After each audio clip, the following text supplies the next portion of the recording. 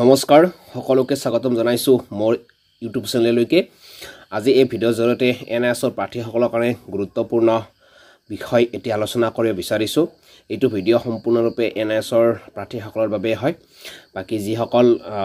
আদাৰ কেটেগৰী আছে তেওঁলোকে ভিডিঅ'টো নাচালেও কোনো কথা নাই আৰু যদি চাই বাৰু আপোনালোকে ভিডিঅ'ৰ কিটা কমেন্ট নকৰিব এইটো ভিডিঅ' অনলি ফৰ এনআইএছৰ কেণ্ডিডেটছৰ কাৰণে আৰু যিসকলে আদাৰ কেটেগৰীৰ প্ৰাৰ্থীসকলে যদি ভিডিঅ'টো চাই আপোনালোকে চালে চাব পাৰিব কিন্তু বিতৰ্কিত কমেন্টছ নকৰিব এইটো আশা থাকিল বাৰু তেন্তে আহক আজি ভিডিঅ'টো আমি আৰম্ভ কৰো যোৱা 3 তাৰিখে উচ্চ ন্যায়ালয়ৰ পৰা যেটো অৰ্ডাৰ আহিল এনএছৰ প্ৰাৰ্থীসকলৰ কাৰণে আৰু সেই অৰ্ডাৰটো এটা খুব ভাল মানে এটা অৰ্ডাৰ মানে এনএছৰ প্ৰাৰ্থীসকলে পাইছিল আৰু যেটো নেকি সাময়িকভাৱে হলেও এনএছৰ প্ৰাৰ্থীসকলক এটা ভাল বাৰ্তা উচ্চ ন্যায়ালয়ৰ পৰা তেওঁলোকে পাবলৈ সক্ষম হৈছিল আৰু অসম চৰকাৰৰ শিক্ষা বিভাগৰ যি নিম্ন প্ৰাথমিক আৰু উচ্চ প্ৰাথমিকৰ কাৰণে বিজ্ঞাপন মুকলি কৰি দিছিল তাত এনএছৰ প্ৰাৰ্থীসকলকো প্ৰাৰম্ভিক পৰ্যায়ত আবেদন কৰাৰ কাৰণে হাইকোৰ্টৰ ফালৰ পৰা অৰ্ডাৰ দিয়া হৈছিল আৰু হেতু এটা ইন্টাৰিম অৰ্ডাৰ আছিল তাৰ পিছত যোৱা 3 তাৰিখত যেটো অৰ্ডাৰ মানে কি ডিসপোজ হৈ কিনে পাৰ্মানেন্টলি ষ্টে হৈছিল আৰু এতিয়া তেওঁলোকৰ যিসকল এনএছৰ প্ৰাৰ্থী আপোনালোকৰো মেৰিট লিষ্টত নাম আহিব যদিও আপোনালোকে চাকৰি নাপায় এটা সামগ্ৰিকভাৱে চাবলৈ গলে যেটো অৰ্ডাৰ পালে হেদিনা হেতু এনএছৰ প্ৰাৰ্থীসকলৰ কাৰণে ভাল বুলিয়ে ক'ব লাগিব যেহেতু এতিয়ালৈকে অসম চৰকাৰৰ মেৰিট লিষ্ট ওলোৱা নাই আৰু মেৰিট লিষ্ট ওলোৱাত হয়তো দেৰি হ'ব কাৰণ 4 জুন পৰ্যন্ত 4 জুনতে সাধাৰণ ইলেকশ্যনৰ ৰিজাল্ট ঘোষণা কৰিব তেতিয়ালৈকে কোড অফ কণ্ডাক্ট লাগি থাকিব তাৰ পিছতে সম্ভৱ মেৰিট লিষ্ট প্ৰকাশ পোৱাৰ সম্ভাৱনা আছে আৰু যেহেতু নেক্সট যেটো মানে হাইকোৰ্টৰ ফালৰ পৰা অৰ্ডাৰ ওলাব হেতু 8 উইকস বুলি লিখা আছে আফটাৰ 8 উইকস গতে 8 উইকস মানে আপোনাৰ 2 মান্থস লাগি যাব গতিকে 2 মান্থসৰ পিছতে সিঙ্গল বেটছৰ ফাইনেল ৰিজাল্ট আহিব আৰু এতিয়া এনএছৰ প্ৰাৰ্থীসকলে এটো ভাবিব নালাগে যে তেওঁলোকৰ কাৰণে সম্পূৰ্ণভাৱে ভাল খবৰ হয় ভাল খবৰ বুলিয়ে ক'ব লাগিব কিন্তু এতিয়াও আপোনালোকৰ সম্পূৰ্ণৰূপে ভাল দিন অহা নাই আপোনালোকে অপেক্ষা কৰিব লাগিব সিঙ্গল বেটছৰ পৰা কি ৰিজাল্ট আহে গতিকে এই সিঙ্গল বেটছৰ পৰা যেটো ৰিজাল্ট আহে হেতুৰ ওপৰতে আপোনালোকৰ সাৰ্টিফিকেট আৰু মাৰ্কশিটৰ ওপৰত নিৰ্ভৰ কৰিব বা আপোনালোকৰ যদি সিলেকশন হয় যে আপোনালোকে চাকৰি পায় নে নাপায় হেতুৰ ওপৰত ডিপেন্ড কৰিব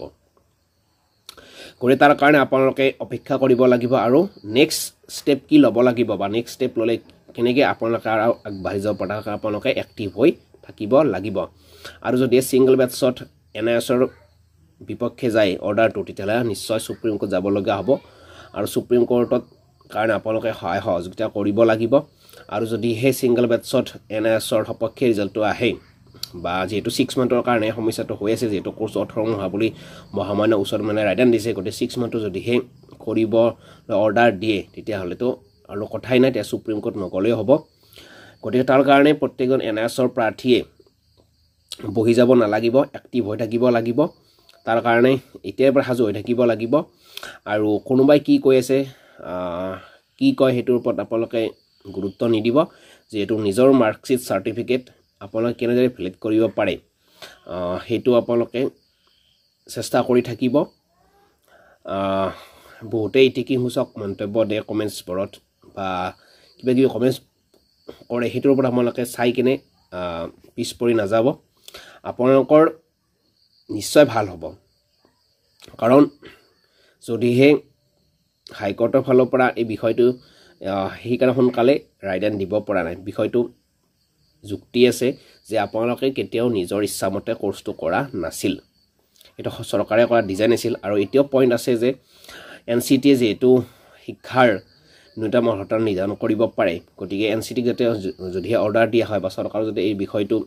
হাইকোৰ্টৰ ফালৰ পৰা অৰ্ডাৰ দিয়া হয় যে তেওঁলোক 6 মান্থটো যেনেকৈ নহক কৰাই দিব লাগে বা কিবা এটা হলে সলিউশন হাইকোৰ্টৰ ফালৰ পৰা কৰিবলৈ দিয়া হয় তেওঁলোকে নিশ্চয় কৰিব লাগিব গতিকে হেতু কাৰণে আপোনাক অপেক্ষা কৰিব লাগিব সিঙ্গল বেটছৰ যিদিনা ৰায়দান আহিব আৰু যদি হাইকোৰ্টত নোৱাৰে তেতিয়া নিশ্চয় সুপ্ৰিম কোৰ্ট যাব লাগিব আৰু সুপ্ৰিম কোৰ্টত যুজিব লাগিব তাৰ কাৰণে আপোনালোকে প্ৰত্যেকজনেই হাজু থাকিব আৰু কেতিয়াও পিছ পৰি নাযাব আৰু আপোনালোকৰ বয়স যেহেতু গৈ আছে বা বহুতে গ'ল আৰু দ্বিতীয়বাৰ যে আপোনালোকে DLED BEd কৰিব পাৰিব হয়তো বহুতে নোৱাৰিব কিছুমানে পাৰিব কিন্তু বহুত সংখ্যকে নোৱাৰিব গতিকে এইখন সাৰ্টিফিকেট মাৰ্কশ্বিটেৰে আপোনালোকে চাকৰিটো ল'ব লাগিব তাৰ কাৰণে আপোনালোকে যুজি যাব লাগিব কাৰোবাৰ কোনে কি কৈছে কি কৈ থকা নাই সেইটো বিচাৰ্য বিষয় নহয় আৰু তেওঁলোকক আমি ৰিকুৱেষ্ট কৰোঁ যে আপোনালোকে NSৰ প্ৰাৰ্থীসকলক বহুত বেছি ইটিকিং নকৰিব সমালোচনা নকৰিব তেওঁলোকৰ এইটো প্ৰাপ্য তেওঁলোকৰ এইটো অধিকাৰ তেওঁলোকে কেতিয়াও নিজে এইটো কোৰ্চ কৰা নাছিল তেওঁলোকক যুঁজিব দিয়ক আৰু কি হয় 6 বছৰ লাগে 60 বছৰ লাগে সেইটো তেওঁলোকে যুঁজিব তাত আপোনালোকে গুৰুত্ব দি থাকিব নালাগে আপোনালোকৰ যি যোগ্যতা আছে তেতিয়াহ'লে আপোনালোকেও চাকৰিটো পাব গতিকে কাৰোবাৰ চাকৰি কাঢ়ি আপোনালোকে ল'ব লাগে এইটো কিন্তু ভাল কথা নহয় আপোনাৰ যোগ্যতা থাকিলে আপোনাৰ মাৰ্কছ থাকিলে আপুনি এনে চাকৰিটো পাব গতিকে যি নহওক NSৰ প্ৰাৰ্থীসকলৰ কাৰণে এইটো ভিডিঅ বহুত বেছি ইম্পৰ্টেণ্ট ভিডিঅ হয় আপোনালোকে প্ৰত্যেকেই ভিডিঅটো শ্বেয়াৰ কৰিব যাতে প্ৰত্যেকজন NSৰ প্ৰাৰ্থীয়ে এই ভিডিঅটো চাবলৈ সক্ষম হয় আপোনালোকৰ এটা শ্বেয়াৰে কিন্তু হাজাৰজন NSৰ প্ৰাৰ্থীক সজাগ কৰিব পাৰিব গতিকে তাৰ কাৰণে অকল আমি ভিডিঅ' বনাই থাকিলেই যে হ'ব তেনেকুৱা নহয় আপোনালোকে হাতে কামে লাগি থাকিব লাগিব এতিয়া অপেক্ষা কৰিব লাগিব হাইকোৰ্টৰ সিঙ্গল বেটছৰ ফাইনেল যেটো অৰ্ডাৰ আহিব হেতুলৈ কি আহে কিন্তু তাৰ আগমুহূৰ্তলৈকে ফাইনেল অৰ্ডাৰ অহাৰ আগমুহূৰ্তলৈকে আপোনালোকৰ কোনো চিন্তাৰ কাৰণ নাই আপোনালোকৰ যেটো ইন্টাৰিম অৰ্ডাৰ আছিল হেতু ডিসপোজ হৈ কিনে হেতু পাৰ্মানেন্টলি ষ্টে হৈ গৈছে গতিকে আপোনালোকৰ নাম আহিব বা আপোনাৰ নাম এলাপা হোল্ড হৈ থাকিব হেতু ফলৰ পৰা আপোনালোকৰ টেনচন আৰু আপোনালোকৰ সিলেকশন হলেও যদি বৰ্তমান চাকৰি নাপায় কিন্তু যিদিনা আপোনালোকৰ মাৰ্কশ্বিট সাৰ্টিফিকেট ভ্যালিড হ'ব সেই আপোনালোকে চাকৰিটো পাই যাব গতিকে এইখিনিলৈকে ঠিকে আছে এইখিনিলৈকে আপোনালোকৰ কোনো চিন্তাৰ কাৰণ নাই কিন্তু NSৰ সমস্যাটো এতিয়ালৈকে কিন্তু সমাধান হোৱা নাই বহুতে ভাবিব পাৰে যে NS আৰু জিকিল এটো জিকা বুলি জয়লাভ কৰা বুলি আপোনালোকে ভাবি নলব জাস্ট এটা আপোনালোকে শান্তনা সূচক এটা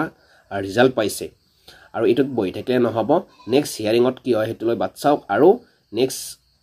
কি স্টেপ লব লাগে হেতু স্টেপ বাই স্টেপ গৈ থাকিলে হল কিন্তু আপোনালোকে এৰি নিদিব এবাৰ এৰি দিয়া মানে কিন্তু আপোনালোকৰ সাৰ্টিফিকেট মাৰ্কশ্বিট চৰকাৰে কিন্তু ভেলিড কৰাৰ কাৰণে কেতিয়াও গুৰুত্ব নিদিব গতিকে এইটো বহুত বেছি ইম্পৰ্টেন্ট ভিডিঅ হয় আপোনালোকৰ কাৰণে আপোনালোকে মনৰ পৰা এক্টিভ হৈ থাকিব কেনেকৈ যুঁজিব পাৰে হেতু এক্টিভ হৈ থাকিব যিকোনো প্ৰকাৰে আপোনালোকে চেষ্টা কৰিব লাগিব যে মাৰ্কশ্বিট সাৰ্টিফিকেট কেনেদৰে ভেলিড কৰিব পাৰি কোনোবাই কি কৈছে হেতু বাদ দিয়ক নিজৰ সাৰ্টিফিকেটৰ কাৰণে নিজে যুঁজিব লাগিব প্ৰত্যাহ্বানৰ মাজেৰে যোনি জয়লাভ কৰিব পাৰে হেতুৱে আচল যোদ্ধা বুলি কয় এটা NSৰ আপোনালোকে প্ৰত্যেকেই সমস্যাৰ সন্মুখীন হৈ আছে গতিকে এই সমস্যাৰ মাজেৰে আপোনালোকে যদি জয়লাভ কৰিব পাৰে হেতু আচল যোদ্ধা আপোনালোকে যুঁজিব লাগিব যুঁজক আৰু জয়লাভ কৰাও চাকৰি লওক হেতুৱে কথা গতিকে তাৰ কাৰণে আপোনালোকে বহুত বেছি এক্সাইটেড নহব আপোনালোকৰ এটো ফাইনেল ৰিজাল্ট নহয় এটো জাস্ট কেইদিনমানৰ কাৰণে গতিকে তাৰ পিছত আকৌ যুঁজিব লাগিব তাৰ কাৰণে আপোনালোকে শাৰীৰিক মানসিক আৰ্থিকভাৱে প্ৰত্যেকেই সজাগ থাকিব লাগিব আৰু সাজু থাকিব লাগিব আৰু নিজেও সজাগ হওক আৰু আনকো সজাগ কৰক এইখিনিয়ে পুনৰ আপোনালোকৰ কাৰণে এটা ভিডিঅ লৈ আহিম চেনেলটো সাবস্ক্ৰাইব কৰি থৈ দিব আৰু ভিডিঅ শ্বেয়াৰ কৰিব এইটো ভিডিঅ সম্পূৰ্ণৰূপে NSৰ প্ৰাৰ্থীসকলৰ কাৰণে বনোৱা হৈছে গতিকে ইয়াৰ পিছত আদাৰ কেটেগৰী যিসকল প্ৰাৰ্থী আছে তেওঁলোকৰ কাৰণে যদি কিবা ইনফৰমেশ্যন থাকে যিকোনো বিষয় সেইটো নিশ্চয় দিম গতিকে যেহেতু NSৰ ভিডিঅ বনাই থকা হৈছে বেছিকৈ গতিকে এইটো ভিডিঅ NSৰ প্ৰাৰ্থীসকলৰ কাৰণে বাকি সকলে ভিডিঅটো যদি চাইছে চাওক বাৰু ভিডিঅটো কমেন্টছ নকৰিব এইটো ৰিকুৱেষ্ট থাকিলে আপোনালোকলৈ NSৰ প্ৰাৰ্থীক যুঁজিব দিয়ক